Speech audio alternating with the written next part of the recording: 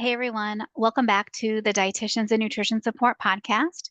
Today's episode explores the evolution of nutrition support education in medical training, where we've been, where we are today, and what opportunities exist for the future. We know that nutrition plays a critical role in patient outcomes across every area of healthcare, yet nutrition support education in medical training has historically been limited.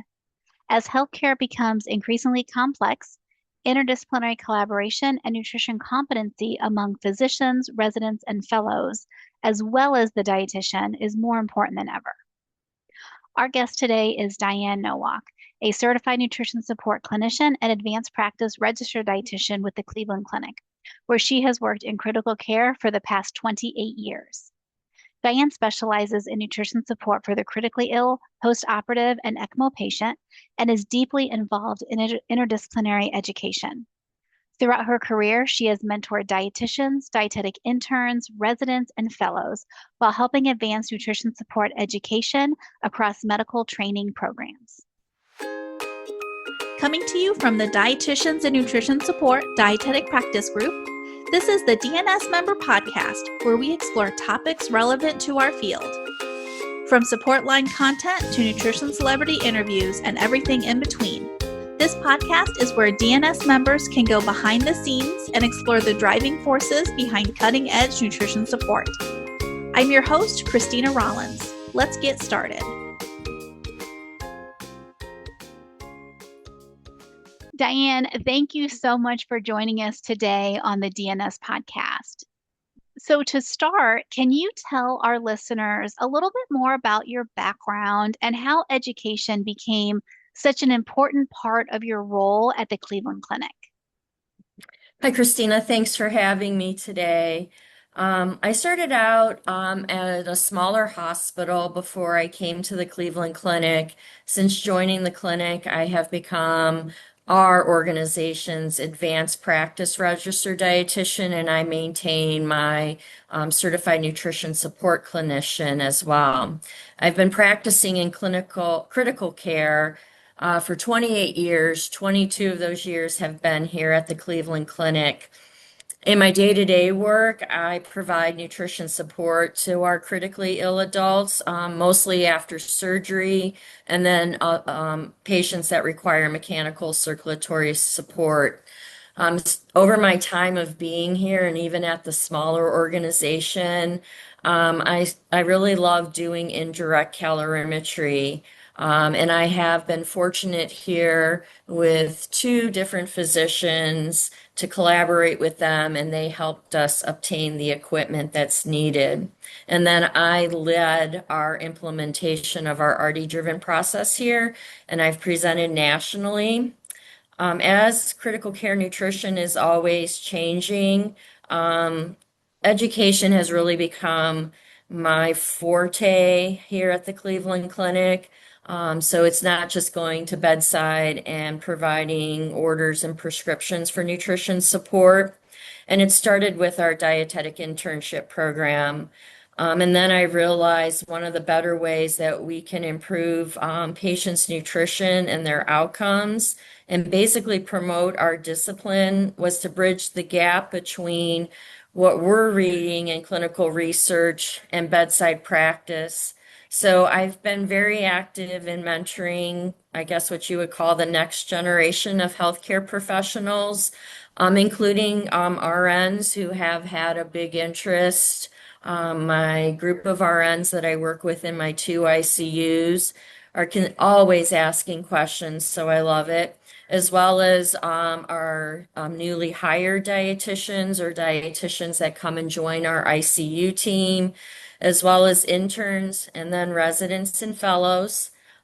It's not for me just teaching the guidelines that are out there or any of the statistics, but it's making them think critically and then using a lot of the modern technologies that we're fortunate to have here, like indirect calorimetry, hand grip strength, and ultrasound, which ultimately just improves our level of patient care. When you look back over your nearly 3 decades in critical care, how has nutrition support education within medical training evolved?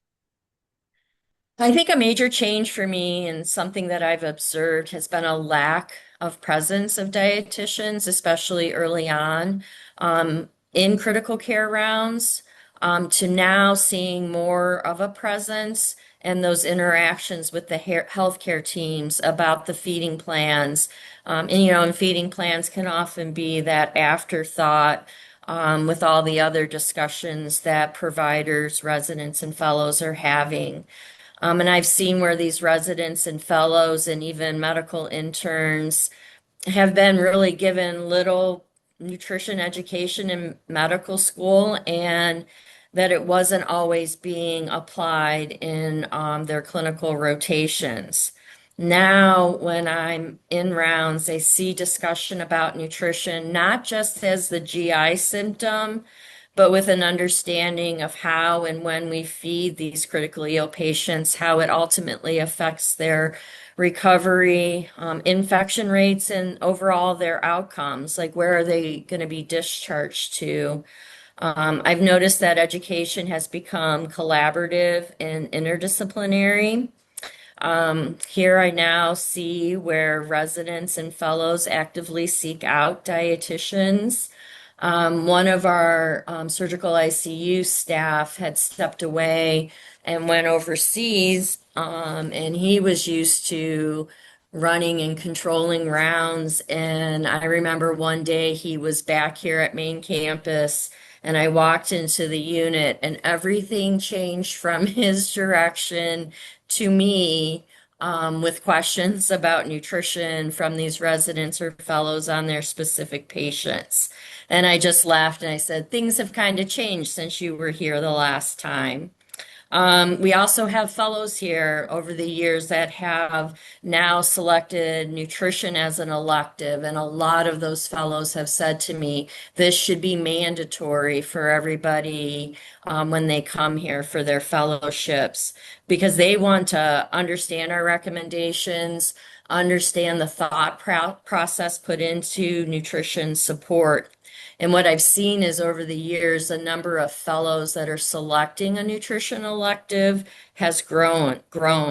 So I guess what I'd say is I think we've stopped operating in silos per se, and we're working more together at the bedside and seeing where nutrition is more vital and it's not an invasive tool in the toolkit in critical care. Well, historically, nutrition education in medical school has often been limited. Why do you think nutrition support has struggled to gain consistent emphasis in these physician training programs? I don't know if I really know the why, but I know there is that gap there. And that's why, for me here, I've made education more or less a personal priority for our medical students, residents, and intern. I feel that when they aren't learning that science of nutrition, can become intimidating when maybe they're forced to develop a feeding plan or put those prescriptions in. We used to have an intensivist that would put the patients on fire if the resident or the fellow that was presenting the patient didn't discuss nutrition. And eventually that staff member would say, hey, you can phone a friend that's standing here in rounds. Well, ultimately, it's just nurses, more residents and fellows, a PharmD, and myself. So fortunately, they always looked at me to put that fire out. So I see that my daily role isn't just managing the nutrition for these complex ICU patients that I take care of, but the interaction with the nurses, the providers, the residents, and fellows. So I wish medical schools could change. I wish these fellows and residents that I've had over the years could go back to their medical schools and say, what a benefit this would be. How can we collaborate with that nutrition program here on campus and improve what we know and better understand that medical science, that nutrition science. So I love when we have our fellows. I get to show them that a feeding plan isn't really, it's passive, but it's more active, that it's therapeutic, and they get to integrate the nutrition knowledge that we share with them into daily practice. And so for a little bit, I feel like at least here we're closing the training gap that is out there to some degree. What are some of the biggest knowledge gaps you still see today among residents and fellows regarding both nutrition support and malnutrition? Still, there remains a misunderstanding of acute phase proteins, volume challenges or restrictions in these critically ill patients, and feeding the unstable GI tract when patients are on pressor support. Residents and fellows, unfortunately, come into our ICUs, thinking visceral proteins like albumin or pre-albumin are direct markers of nutritional status or malnutrition. So it's great to be able to be in rounds. It's great to have staff that are actually thinking different from over the years that we've been present. And we get the opportunity to discuss topics, and the staff welcome the dietitians chiming in and offering discussions on these topics. And we get to discuss now how dietitians' roles have changed and that we've gotten away from these acute phase proteins and discuss how we assess the severity of malnutrition in a different way. We also, again, struggle with volume and restrictions in advancing TPN to provide the necessarily calories and protein because we need to restrict the volume.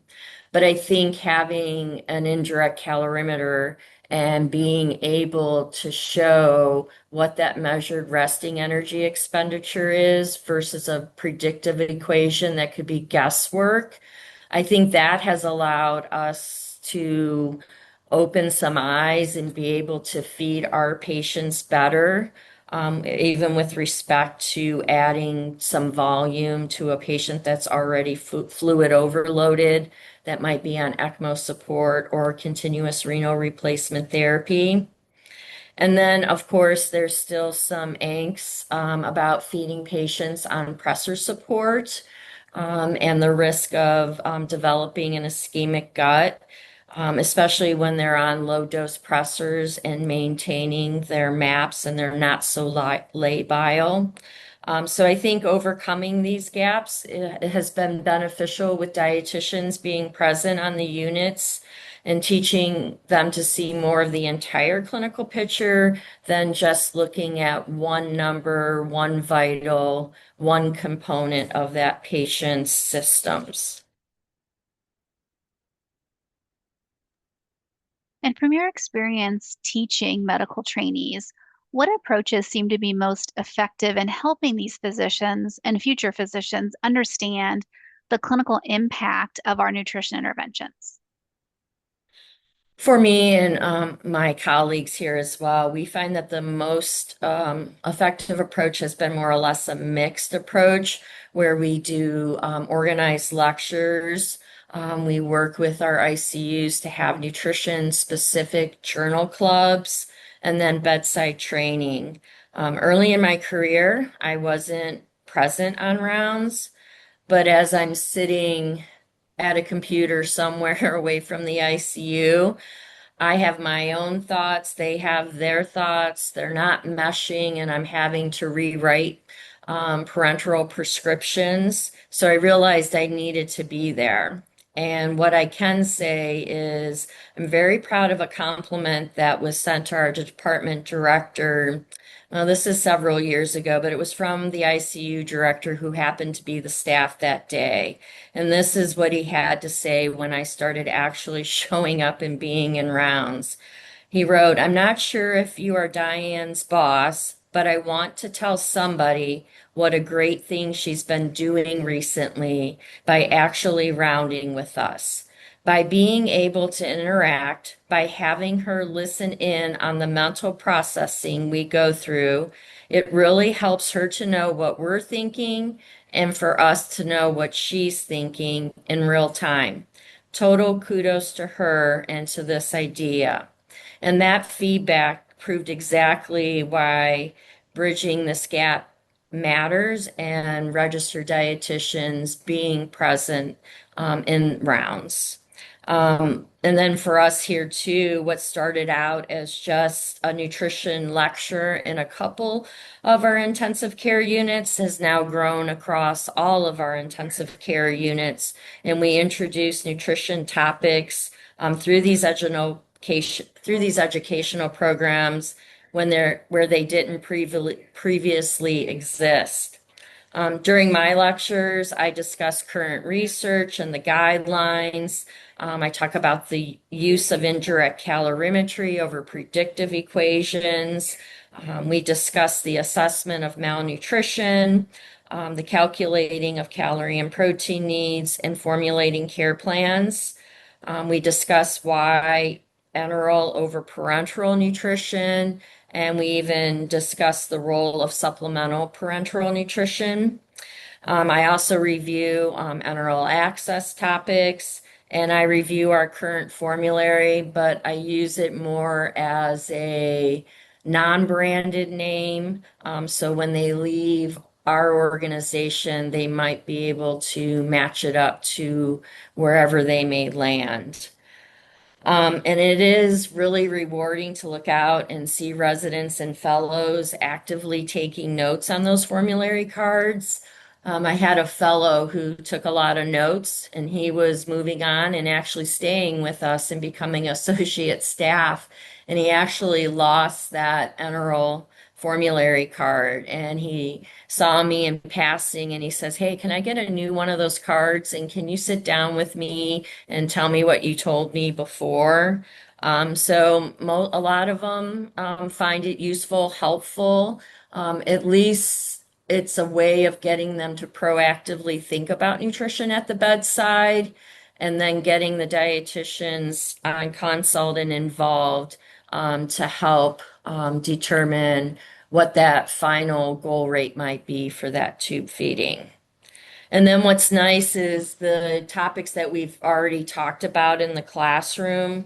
Something may come up in those rounds, and I get to be present on rounds, and we get to talk about these topics as they come up and put it into real live practice instead of just a classroom type discussion. And then they see how it aligns with the patient's medical goals, with whatever their goals are, ventilator weaning, fluid management, ECMO weaning, etc. Well, thank you so much for sharing all of that expertise and information. I think my next question really leads into a comment that you just had a few minutes ago with that wonderful letter that was written to your director.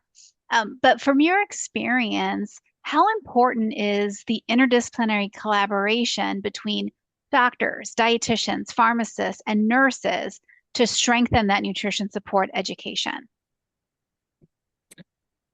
Interdisciplinary collaboration, I feel, is very essential to critical care nutrition, and I do live it every day. I'm on rounds, and though I may cover two intensive care units and rounding may happen simultaneously, I do catch up with the providers. I'll talk to the residents and fellows. I think we all know ultimately staff should and always be informed, but it is something I do every single day. And I think each one of these disciplines provides a unique and a valuable perspective at the bedside.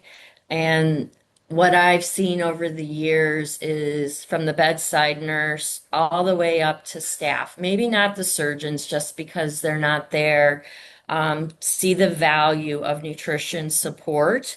And I have nurses now that will grab a feeding tube and I'll walk into the unit and they'll hold it up and they'll say, "This is the plan today."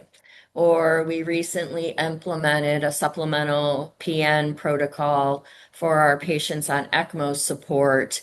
And I already have nurses before I even get into the intensive care unit proactively asking, "So are we going to start that supplemental TPN today? We haven't really fed this patient all that well." So for me, a critical link in all of this is our bedside nurses. They're managing the actual delivery of whatever nutrition support is ordered. If it's enteral nutrition, they are monitoring for tolerance and they can provide valuable information on hemodynamic stability. And I think for me, the presence that I've had on my units. And quite honestly, through my years now, there aren't too many ICUs I can walk into without being noticed. And I'm not one to not have a conversation with anybody about a patient's nutrition. I think they see the value of what we provide and what we give. And I think it only strengthens the need for nutrition support education, even before they come here for their residencies or their fellowships. And then with all of us rounding together at the bedside, it leads to conversations where we all learn from each other. So it's shared education.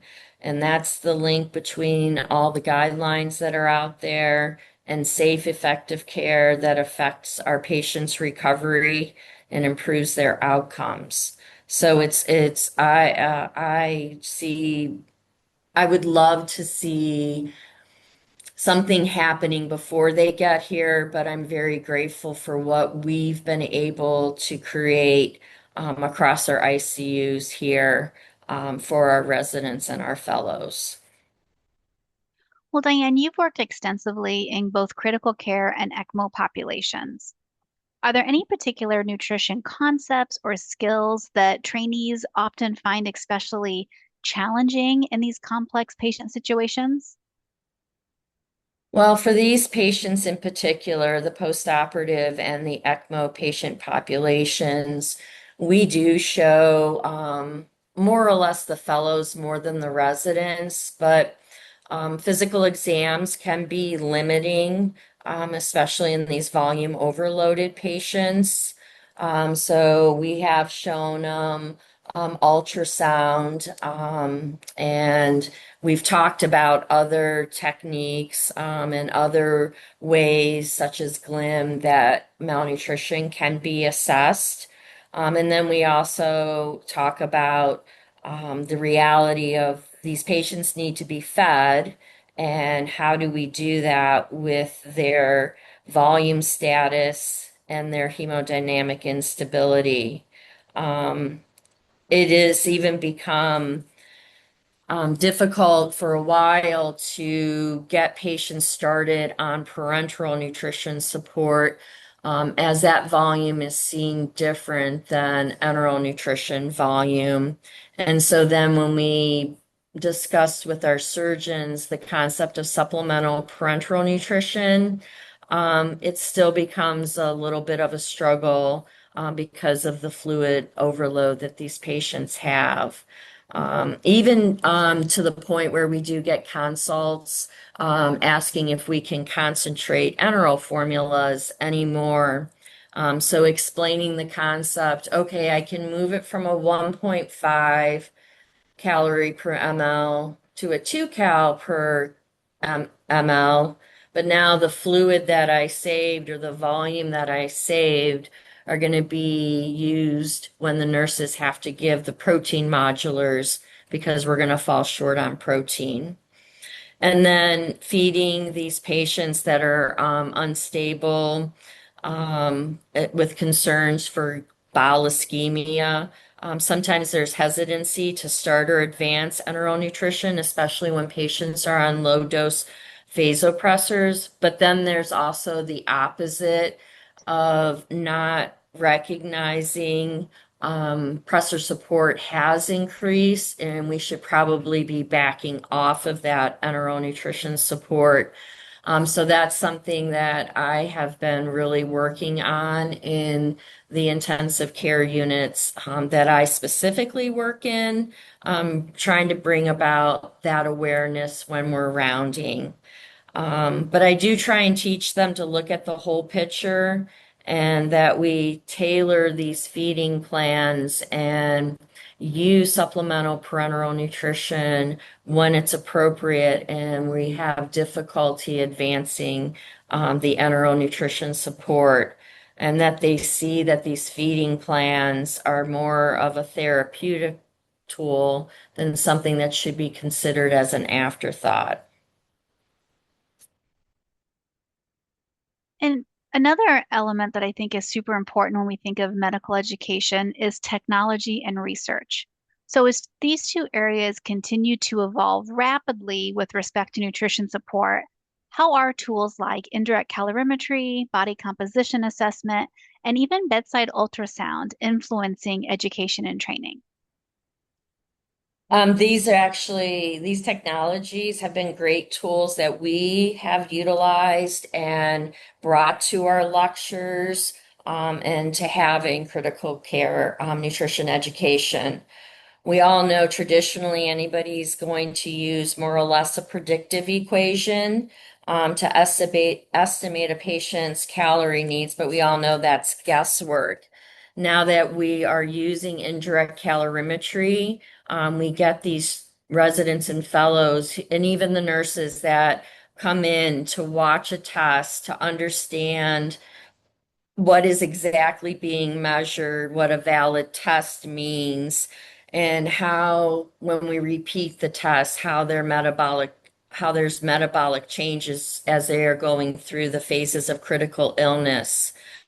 And then they better see that we have a targeted real number to achieve with whatever the feeding plan might be. And then they see that these stressed post-op patients start out with low calories, and then over time, their calorie needs increase and change, and that how we're adjusting those feeding plans according to those measurements. Using ultrasound, we've also been able to show our trainees that physically we may not be able to feel, touch, palpate any loss of muscle, especially in our surgical patients that are fluid overloaded or even our obese patients.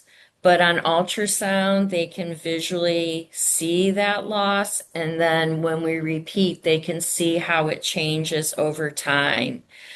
So hopefully we are dispelling the idea that our severely obese patients, because they have reserves, that we don't really need to feed them, and that they should be patients that we are thinking about early enteral nutrition support if able, especially if there's no plan for any volitional intake over the next 5 to 7 days.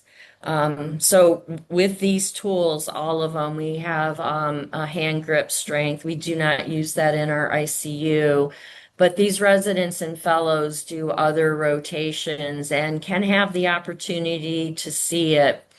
When we first had a hand grip strength tool, one of our surgeons actually was planning on doing some research with it. Unfortunately, that didn't happen, but he did take it to the OR, and those that were in the ORs with him for a while did get to see it. It started turning into a competition of who had the best hand grip strength, and eventually I had to go collect the tool because we were in need of it. But I think by using these tools in our educational programs that we have here at the Cleveland Clinic, it makes nutrition support more concrete, more scientific, and it shows that nutrition is essential to critical care. And thinking more about like the big picture of how we can take the learnings of what you've implemented at the Cleveland Clinic broader to other organizations.